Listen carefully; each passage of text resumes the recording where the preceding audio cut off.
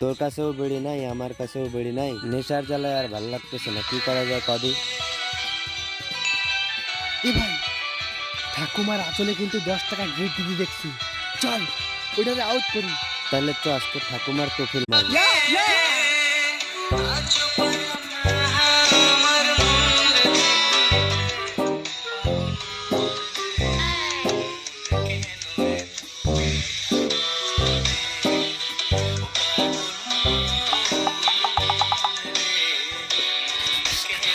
তুই তো কইছিলি 10 টাকা আছে। যাই হোক, আমার ভুলে গেছে। যাই হোক, টাকাটা তো আমাকে। তোর তাহলে এই জায়গায় 10 টাকা মারার ধান্দা ছিল, তাই না? হ্যাঁ, এবারে